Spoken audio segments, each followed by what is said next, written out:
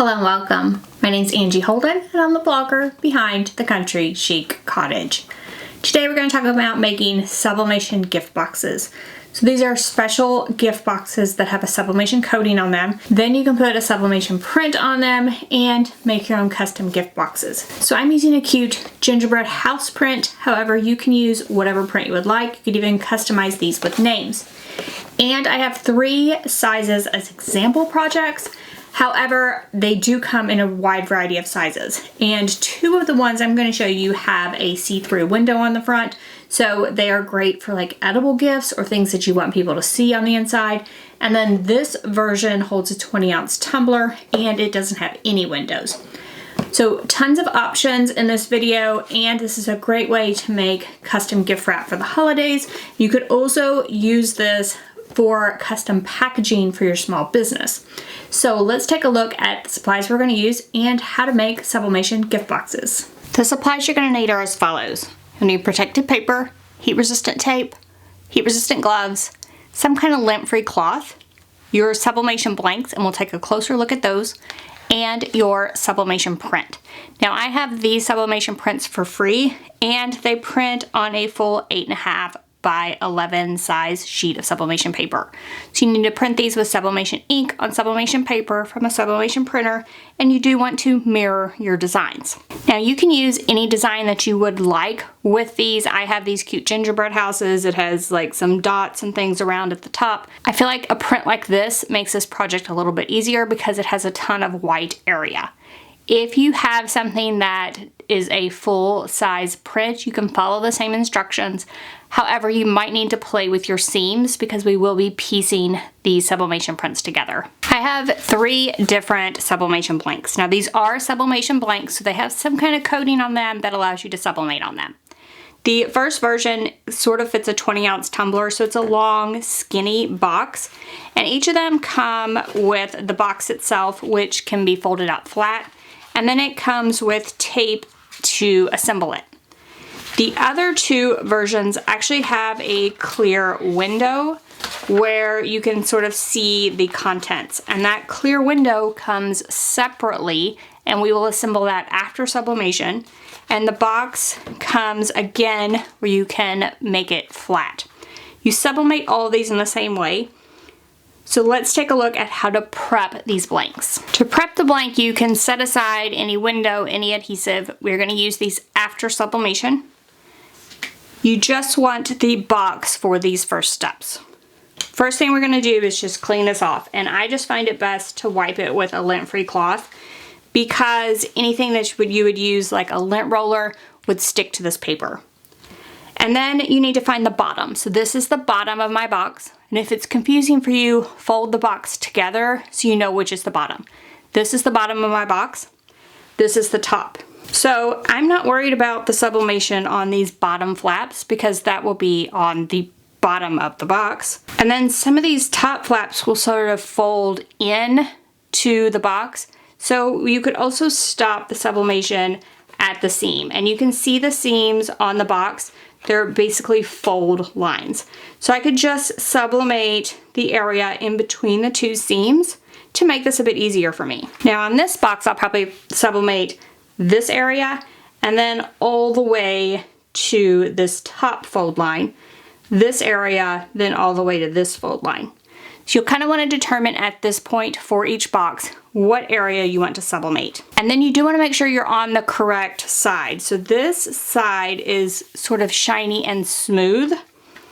This side is more dull and a little bit rough. So we want to sublimate on the shiny, smooth side. Then I have 4 different prints here, and I'm going to decide how many I'm going to need for this version of the box. And I want to be sure to do different prints across the surface. So I think 3 will work for this box. So we need to decide how many prints we need at the next stage. So my sublimation printer leaves a white border around the print. I want to get rid of that first of all. So I'm going to use a paper trimmer. You could use scissors. Don't think you have to have a paper trimmer for this. I'm going to use the paper trimmer to get rid of any white area.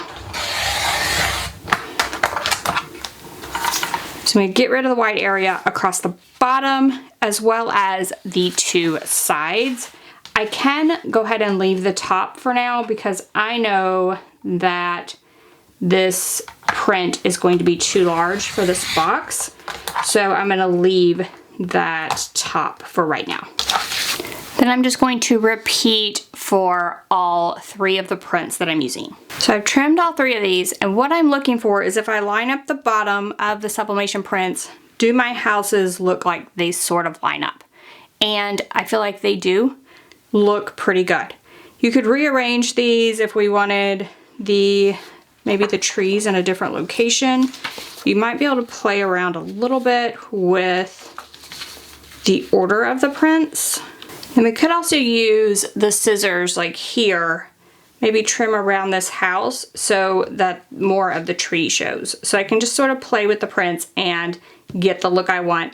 And I'm just worried about the houses for now. Once I have it looking just like I want it, I'm gonna tape these together first. So you do wanna tape on the back. The first thing I'm gonna do is line them up exactly like I want them. So getting everything super straight and along those seams.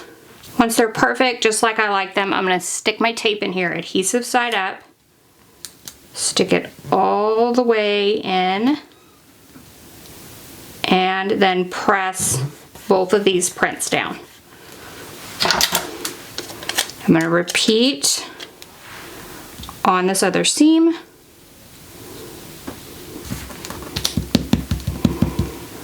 Then I'll repeat that process at the top where the prints join. And do that on both of the seams here at the top. Flip this over and tape in the back. So I'm gonna flip the entire thing over and we're just gonna tape a few places in the back just to make sure that the print itself stays together. Then if we flip this back over, if I line it up with that bottom edge, what I'm seeing is I could sublimate this entire thing. So the rest of the box is under my print. So I'm gonna go ahead and just sublimate this in these areas where there isn't anything. It is just going to go through to some protective paper that I'm going to put inside the heat press. If you were doing something like this box, if I line it up with the bottom edge, you can see that those top flaps are going to stick out. What I would do in this case is I would line up my print with the bottom edge, mark where the top edge is, and cut this sublimation print off. That way these flaps would be left white and it would look more intentional. But for this version, we can go ahead and flip the print over. What I'm gonna do is to line it up with the seams. Once I have it lined up, I'm going to use a piece of heat resistant tape to hold it down. Then I'm gonna line it up on this opposite corner, another piece of tape, and then secure it with tape a few different places. You can also flip it over and you can secure with tape in these areas. So now this one is ready for sublimation. I'm gonna set it aside. I'm going to prep the other sublimation gift boxes. Then we're gonna head to the heat press and see how to sublimate these. I'm sublimating these at 355 degrees for 60 seconds. I am putting protective paper on the heat press as well as over the top of this, and I'm going to press. Now, most of these are too large for me to press at one time, so I'm going to press one area and move to the next. I would suggest slightly overlapping when you press these to make sure you get a full sublimation print all the way through your gift box. Once you're done pressing, then you can peel back the sublimation print to reveal your design. I am using a traditional heat press here, however, any heat source should work. I used a light to medium pressure for this project. Note here that I am covering the entire top surface with protective paper. So even if you don't have a sublimation print there, cover that surface. I like to do that in this case so I don't burn the paper box. When you're removing that sublimation print, remove it carefully because the tape can damage the box. I found that especially if the tape was on the back of the box or on that rough surface on the back, that it would tear more easily. So be sure to carefully remove that tape. So the box is sublimated great. You can, if you look really closely, you could probably see where I joined my sublimation prints, but overall it looks really great. These seams are actually where the bend lines are, so those would be there regardless. Now, I'm going to talk about assembly on this version. The other versions that I have are similar. If the box that you're using has a window, we want to do that first, and that is this clear piece here. It has adhesive on 4 sides. What you'll do is remove this protective film from all 4 sides all the way around. Then once you have all of those removed, we're going to put this behind this window. So you want to put it on the back, adhesive side down, and just make sure that the clear covers the entire window and press it down on all 4 sides. Now we want to fold and assemble the box itself. So what I'm going to do first is the 4 folds that make up the box. And what we're going to need is adhesive on this area. So there should be a tab on each box, and you'll need adhesive there. We're going to trim one piece away from the backing just with a pair of scissors. Then you'll peel it back and apply that strip to the flap, pressing down well. Remove the protective film from the top of this now, and you can fold this over and secure it into place as you fold the box and press well. You just want to be sure to align the seams on both the top and the bottom. Then you want to finish folding the bottom of the box. So you want to fold this one down, the 2 sides in, fold this one down, and it should tuck inside of the bottom. And then the bottom should be completely secure and it's ready to fill with your gift. Once you have it filled with the gift, you can just fold these in. You want to remove, if there's pieces in these holes, you want to remove those. For this one, we'll fold this in, and then you add the tabs on both sides to the holes. And this one does have a handle in that center as well. And now, if this was filled with a gift, it would be ready for gift giving.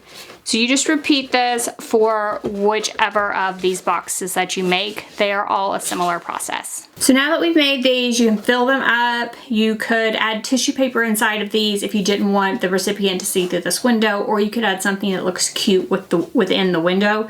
And then you just fold the top down and you give these as gifts. I love that these have a little handle and the possibilities with these. Tons of options and ideas for you to use these for gifts as well as like packaging needs for small business. So for gifts, you can use the files that I have provided and make this cute little gingerbread house look that I created on the ones that I made. You could also use other files and just use my instructions to create your own packaging. You could add names to the files to really make these super custom with like a to and a from on them or something like that. You could also use these in your small business. So for instance, this box holds a 20-ounce tumbler. If you make 20-ounce tumblers, this would be a great way to add a gift wrap option for the holidays. You could make these year-round. You could put whatever the tumbler is inside, whatever wrap it has on it. You could print a couple extra sublimation prints and print the outside of the box with the same print as the tumbler, and that would sort of show off your design. There are tons and tons of options with these gift boxes. I hope that you liked this video as much as I did. I love the way these turned out, and I can't wait to make more for the holiday season. So now if you have any questions about making your own sublimation gift boxes, drop down in the comment section, ask away. If you liked this video and it helped you, give me a thumbs up. If you haven't already, subscribe to my YouTube channel. Head on over to YouTube, hit that subscribe button. We have videos just like this every single week, and trust me, you don't want to miss any of those. So thank you all so much for joining me, and I'll see you next week. Bye-bye.